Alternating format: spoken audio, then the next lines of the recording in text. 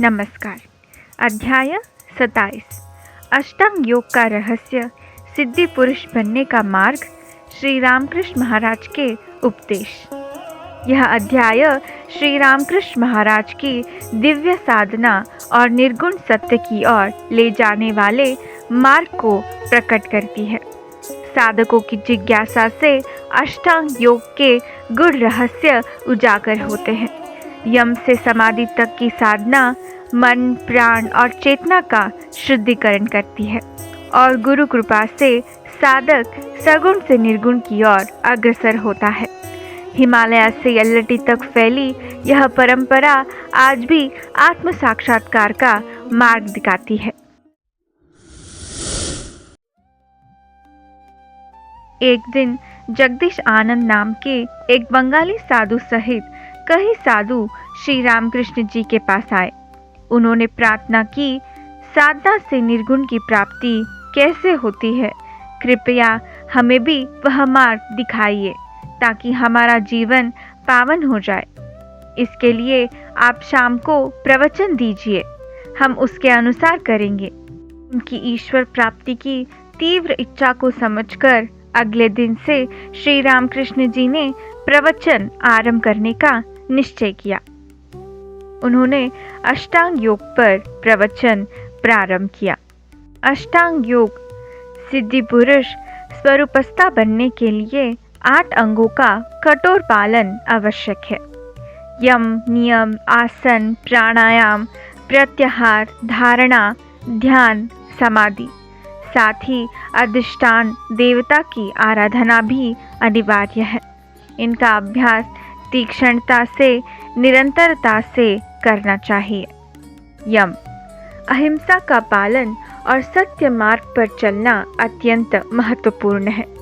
मन, वचन, कर्म में पूर्ण सत्यनिष्ठा और शास्त्र अनुसार आचरण आवश्यक है। धन मांगना, स्वार्थ में उपयोग करना आदि वर्जित है। ब्रह्मचर्य का कठोर पालन भी अत्यंत सहायक है। वस्तुओं के संचय, संरक्षण या नाश में आसक्ति नहीं होने चाहिए।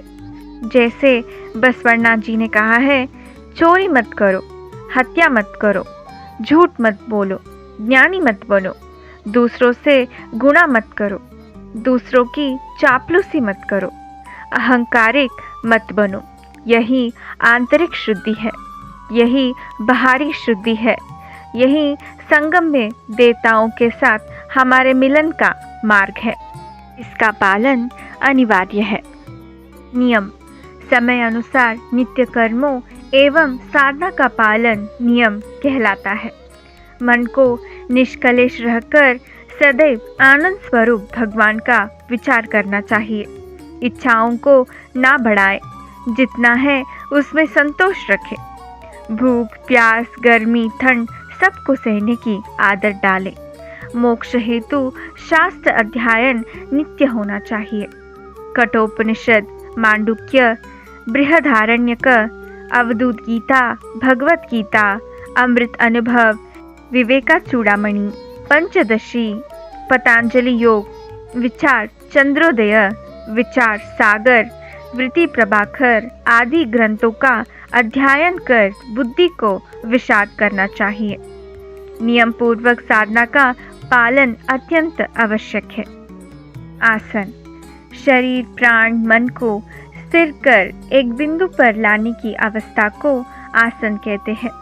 सुबह 3 बजे उठकर शौच आदि से निवृत्त होकर व्यायाम और प्राणायाम करें। 5 बजे काकडारती के बाद साधक आसनस्थ होकर 12 बजे तक एक ही आसन में ध्यान करें। प्राणायाम, प्राण शक्ति को शरीर के विभिन्न स्थानों में संतुलित रूप से पहुंचाने की विधि प्राणायाम है। ध्यान से पहले यह अत्यावश्यक है। मन शांत रखकर लयबद्ध रूप से करना चाहिए। इसे श्रेष्ठ फल मिलता है और रोग भी नहीं होते। प्रत्याहार, इंद्रियों और मन को भीतर की ओर मोड़ने का अभ्यास प्रत्याहार है। अभ्यास और वैराग्य द्वारा तथा यथार्थ ज्ञान से यह सिद्ध होता है। विद्यारण्य स्वामी इसे घ्रास मात्र भोजन कहते हैं, अर्थात भोजन पर नियंत्रण आवश्यक है। धारणा, शरीर चेतना को किसी एक स्थान पर केंद्रित करना धारणा है। आमतौर पर दोनों बाहों के मध्य या नसिका अग्र पर या पृथ्वी बिंदु पर दृष्टि स्थिर की जाती है। तेल धारा की तरह अविरल और स्थिर साधना आवश्यक है। बिंदु स्वरूप में चेतना स्थिर होनी चाहिए। ध्यान, श्वास प्रश्वास के साथ गुरु नाम का आरोह अवरोह प्राकृतिक रीति से होना चाहिए, अर्थात तंद्रा में नहीं जाना चाहिए, वह अज्ञान है। पहला चरण सगुण रूप में देवता को निरंतर देखते हुए तथा गुरु नाम का नैसर्गिक जाप, इसे प्राथमिक ध्यान कहा है। दूसरा चरण सगुण अनुभव हेतु सूक्ष्म स्थान पर बिना कल्पना के तटस्थ चेतना स्थापित करना आवश्यक है। यह साधना अनुभवमय बनाती है।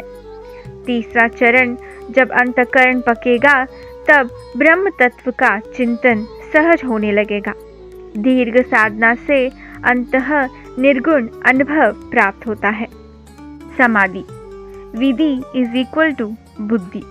जब बुद्धि समस्थिति में आती है तब अनुभव होता है कि भगवान ही सर्वत्र है। वासनों के बीज जल जाते हैं। इष्ट देव को ही सर्वस्व मानकर, गुरु को माता पिता बंधु सब मानकर स्वयं को उनके शिशु की तरह समर्पित कर देने से उन्मनी अवस्था प्रारंभ होती है और यही समाधि का द्वार है। श्री रामकृष्ण जी ने इस प्रकार निरंतर साधना मार्ग का प्रवाह सबको दिया। उनकी आध्यात्मिक विद्या आसपास में फैलने लगी। एक दिन चिकित्सा समझ के लोग भी मार्गदर्शन हेतु आए। डॉक्टर शिव कुमार और उनके मित्रों ने कहा, हमें भी भगवान को देखने का उपाय बताइए। तब महाराज ने कहा, सभी प्राणी आज नहीं तो कल नष्ट होंगे। 4 प्रकार के जीव मृत्यु चक्र में फंसे हैं। मृत्यु से भागने पर भी अंततः मृत्यु आएगी, क्योंकि यह मृत्यु लोक है।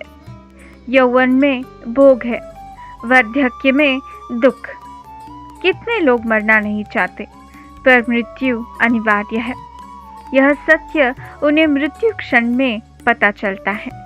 तब वे पछताते हुए हाथ पैर पटक कर मर जाते हैं और तामसिक मृत्यु से नरक मिलता है। पृथ्वी पर असंख्य जीव है। परस्पर भक्षण संहार उनका स्वभाव है, इसलिए विनाश सदा होता रहता है। व्यक्ति संसार परांगत हो फिर भी अंत क्षण में अज्ञानी रह जाता है।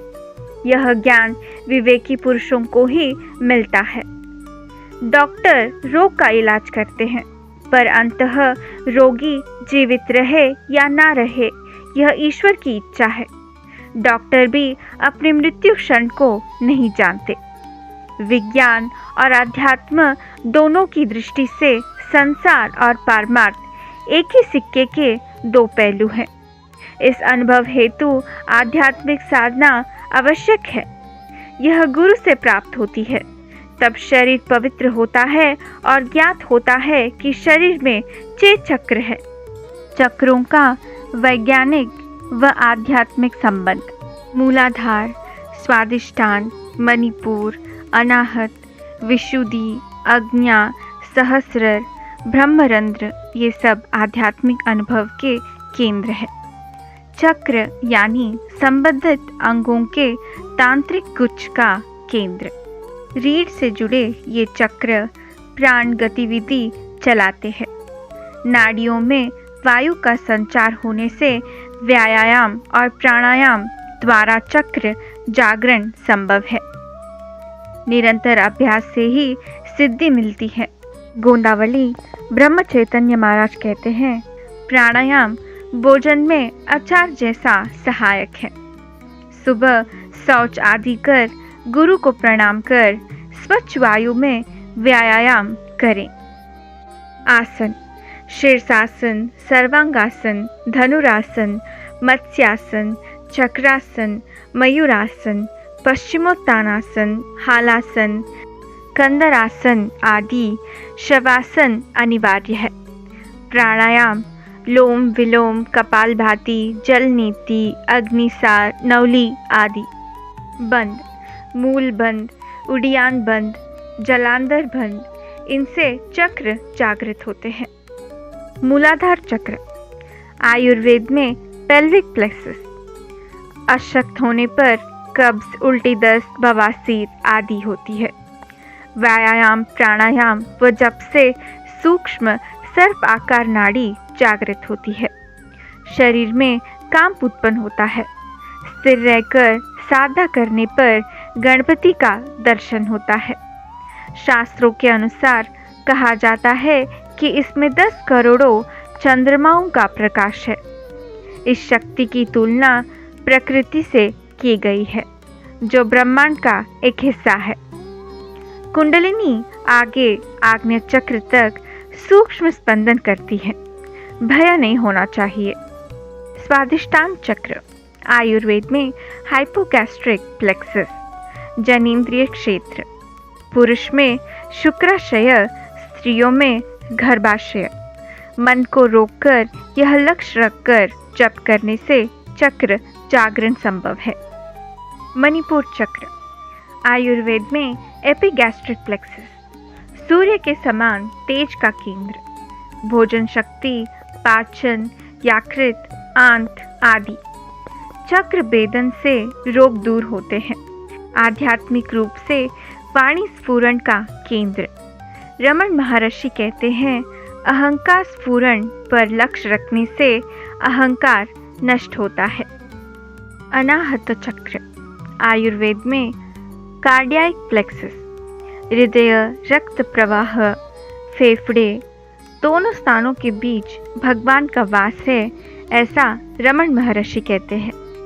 गीता में लिखा है, ईश्वरः सर्वभूतानां हृदयेश अर्जुन तिष्ठति, ब्राह्मियानि यंत्रारूढ़ानि मायाय। कहा जाता है कि भगवान कृष्ण शरीर के रूप में हृदय में विराजमान है और ब्रह्म में घूमते रहते हैं। जागरण होने पर वीणा, घंटा, तंबूरा, शंख, ओमकार आदि नाद सुनाई देते हैं। विशुद्धि चक्र आयुर्वेद में कैरोटिड प्लेक्सस, थायराइड तथा संबंधित नाड़ियां एक समूह है। यह जप करने से सिद्धियां आती हैं। बुद्ध कौशिक ऋषि ने राम रक्ष में कहा है, यह कंठे धारायत्स्य करस्ताः सर्व सिद्ध्याः। आज्ञा चक्र आयुर्वेद में मेडुला प्लेक्सस, सभी प्लेक्सस का कमांडर। सूर्य चंद्र नाड़ियाँ इडा पिंगला यहाँ से प्रारंभ होकर मूलाधार तक जाती है। शुद्ध होने पर कुंडलिनी जागती है। दृष्टि ऊर्ध्वगामी होने पर सहस्र मार्ग स्पष्ट होता है। यह रंग, प्रकाश, आकाशीय आकृतियाँ इष्ट देव दर्शन होते हैं। सहस्र और ब्रह्मरंध्र की जानकारी गुरु दीक्षा में ही दी जाती है, क्योंकि अनुचित प्रयोग हानिकारक है। सभी उनकी वाणी और उपस्थिति से मोहित होकर शरणागत हुए। दिन प्रतिदिन भक्तों की संख्या बढ़ने लगी। आना जाना बंगाली साधुओं को सहन नहीं हुआ। ईर्ष्या से उन्होंने कष्ट देना शुरू किया। 1 महीने बाद 1981 अक्टूबर में बेलगावी के कदम मास्टर का पत्र आया। नरसिंहेश्वर महाराज का 100वां जन्म शताब्दी समारोह वैकुंठ चतुर्दशी नवंबर को रखना है। आप अवश्य पधार कर सभी को संतुष्ट करें। श्री रामकृष्ण जी ने समझा यह स्वयं नरसिंहेश्वर महाराज की इच्छा है। उन्होंने यल्लट्टी गुरु सानिध्य लौटने का निर्णय लिया। बॉम्बे के चीफ पर्सनल ऑफिसर को रेल पास का आवेदन भेजा। इधर केदारनाथ, बद्रीनाथ, देवप्रयाग के दर्शन किए, क्योंकि उन्होंने प्रार्थना की थी, साक्षात्कार होगा तो लौट कर जाऊंगा। 24 दिन बाद रेल पास आ गया। साथ ही उनके भाई गोविंदराव ने भेजे 200 रुपये भी प्राप्त हुए। एक दिन बाहर निकलकर श्री रामकृष्ण जी ने सूक्ष्म दृष्टि से हिमालय की ओर देखा और प्रार्थना की। जिसने मुझे शिशु की तरह रखा, वह पवित्र हिमालय जो नर को नारायण बनाता है, आपको मेरा अंतिम साष्टांग। ऐसे ही उठे उन्हें सूक्ष्म रूप में देवताओं का समूह दिखाई दिया। उन्होंने कहा, हमारे लिए कोई स्थान शून्य नहीं।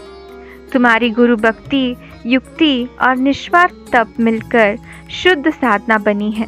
अब जो धर्म प्रचार तुम करोगे, यल्लट्टी शक्तिपीठ और ज्ञानपीठ के रूप में प्रकट होगा। आज भी यल्लट्टी आने वाले भक्त अपनी समस्याओं का समाधान पाते हैं। साधकों को यहाँ अनुभव रूप सिद्धि मिलती है और यह स्थान आध्यात्मिक आश्रय बना हुआ है।